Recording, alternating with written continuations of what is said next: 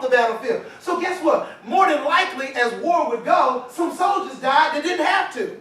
Soldiers that was somebody's husband, somebody's father, somebody's brother. Are y'all seeing the situation? What I'm saying to you is sometimes we live in a world where we get so caught up in what's going on with you, you don't realize that you being out of pocket is messing up lives of people you've not met yet. Wow. Who you may never see because you're going through your own issues and changes, and I don't know if I'm ready. While casualties are happening because you're out of position. So when I'm talking about situations, I'm talking about beyond just you. I'll ask you, watch this. 1 Kings 2, 1 through 4. That seems like the same. Oh, no, it's not. Okay. Now the days of David drew nigh that he should die. The Bible is so blunt, right? Yeah. He should die. Okay. And he charged Solomon, his son, saying, now, let me just qualify this. Him and Bathsheba would have, she would be pregnant again, and the child would be Solomon.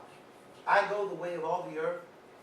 Be thou strong, therefore, and show thyself a man, and keep the charge of the Lord thy God, to walk in his ways, to keep his statutes and his commandments and his judgments and his testimonies, as it is written in the law of Moses, that thou mayest prosper in all that thou doest, and whithersoever thou turnest thyself. That the Lord may continue his word which he spake concerning me, saying, if thy children take heed to their way, to walk before me in truth with all their heart, with all their soul, there shall not fail thee, said he, a man on the throne of Israel. What's happening is, he's basically telling Solomon that he's going to be king.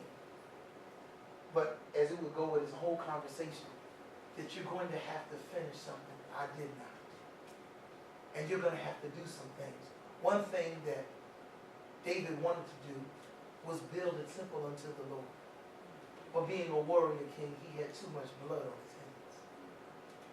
And he had to pass down the legacy to his son. Let me tell you something. Sometimes in church, when we talk about being chosen, we limit it to the burst of energy we feel of the fact that we're special.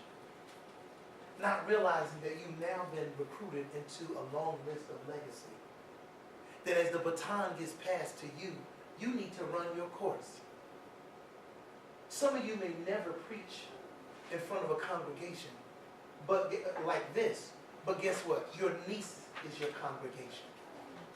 Your nephews, your siblings is your congregation. Them cousins who think the world of you. Or some of you got aunts and uncles, people older than you, that look to you. That's your congregation. Your co-workers. And that nasty person in the dorm room that don't wash their own dishes. Right? That's your congregation. And oftentimes we don't realize that your life is about impacting others. Christ died. Not for himself. For others. So your life gains meaning based upon the positive impact you have on other people. That's where the fulfillment of life is. And what happens is David is now at the end of his life, after facing victories like beating Goliath, to failures like his own son Absalom, so jealous trying to kill him, to the fact that his son actually sexually violated one of his sisters, which was David's daughter. He's dealing with a conflict, but yet he was the person who united Israel. So you got victories and losses.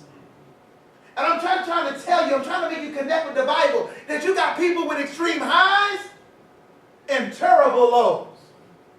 But they still had to live life each day and make a choice that I'm going to be what God has called me to be. And toward the end, he's talking to Solomon. And he's telling him that you are going to have to learn from my mistakes. See, transparency is necessary for the people around you to grow. I know so many people over these last 18 years being on RTD Campus Outreach has been here, that a lot of people I've talked to are frustrated because they had to discover truths about their parents that their parents did not share. And they realized that I would have learned so much about my own struggles if Mom and Dad would have told me some of theirs. What I'm saying to you is, we have a responsibility to be open and transparent about the things that we battle with for the people that are in our life that we influence. And don't think that you don't influence people that are the same age as you, sometimes even older. In this particular instance, he's pouring all that he learned into him to leave it with this final point. Watch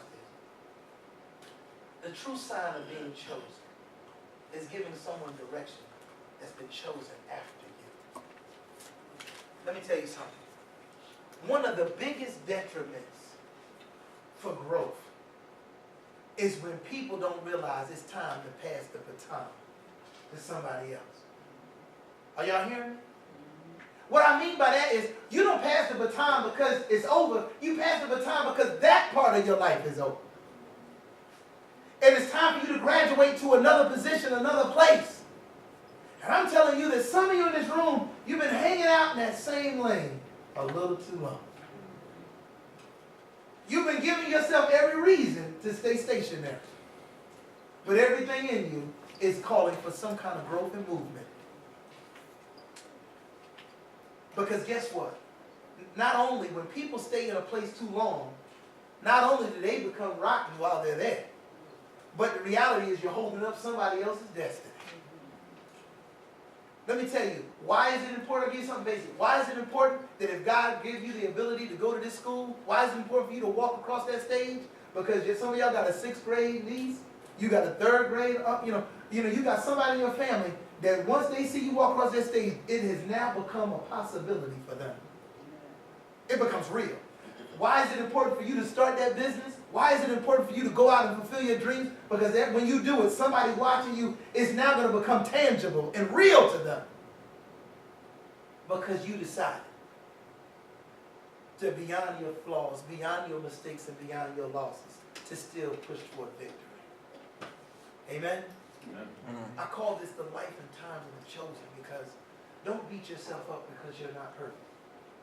And stop disqualifying yourself because there's some things you didn't get right. Recognize that just like the people in the Bible, you may have gone through a trying situation, but you've still been chosen to wear the crown for God. Amen? Amen. Everybody stand to their feet.